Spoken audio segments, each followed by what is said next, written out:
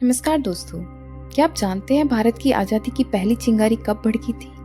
आज हम बात करने वाले हैं 1857 की क्रांति के बारे में। एक ऐसी क्रांति जिसने अंग्रेजी हुकूमत की नींव हिलाकर रख दी। इस वीडियो में हम जानेंगे इसके क्या कारण थे, इसके प्रमुख कौन नेता थे और क्या घटनाएं घटी, इसमें क्या परिणाम निकले। तो वीडियो को अंत तक जरूर देखिएगा।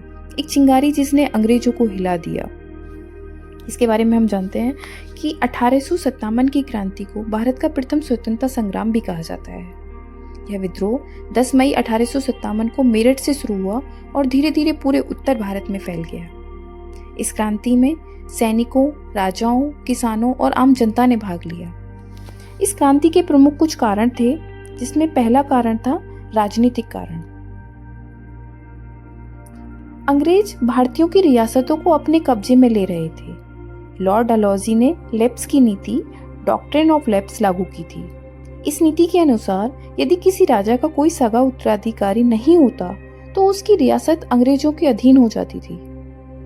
झांसी, सतारा और नागपुर जैसी रियासतें इसी हड़प नीति में चली गईं। तो उसका दूसरा कारण था आर्थिक कारण। किसानों से भारी कर वसूला जाता था। भारतीय कुटीर उद्योगों को नष्ट कर दिया गया। भारतीय व्यापार पर अंग्रेजों को पूरा नियंत्रण था। इससे आम जनता और व्यापारी वर्ग अंग्रेजों से नाराज हो गए। इसका अगला कारण था धार्मिक और सामाजिक कारण। भारतीयों को डर था कि अंग्रेज उनका धर्म बदलवाना चाहते हैं। सामाजिक सुधार को भी कई लोगों ने धार्मिक हस्तक्षेप माना। इसका चौथा कारण था सैनिक कारण, जिसे तत्काल कारण भी कहा गया। नई एनफील्ड राइफल के कारतूसों में गाय और सुअर की चर्बी होने की खबर फैली। इसे दांत से काटना पड़ता था, जिससे हिंदू और मुस्लिम सैनिकों की धार्मिक भावनाएं आहत हुई। यही इस क्रांति का तत्कालिक कारण माना गया। क्रांति की शुरुआत 29 मार्च 1857 को मंगल पांडे ने बैरकपुर में अंग्रेजी अधिकारी पर गोली चला दी। इसके बाद 10 मई 1857 को मेरठ में सैनिकों ने खुलकर विद्रोह कर दिया। सैनिक मेरठ से दिल्ली पहुंचे और वहां के अंतिम मुगल सम्राट बहादुर शाह जफर को भारत का सम्राट घोषित कर दिया।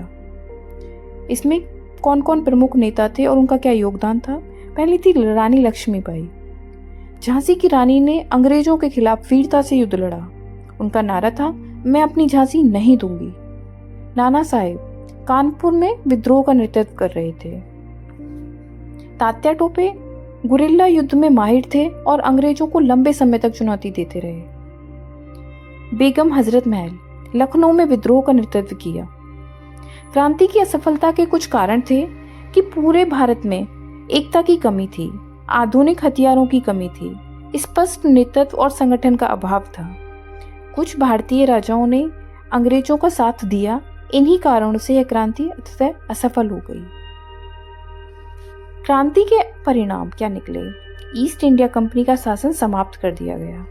1858 में भारत का शासन सीधे ब्रिटिश सरकार के हाथों में चला गया। मुगल साम्राज्य का अंत हो गया।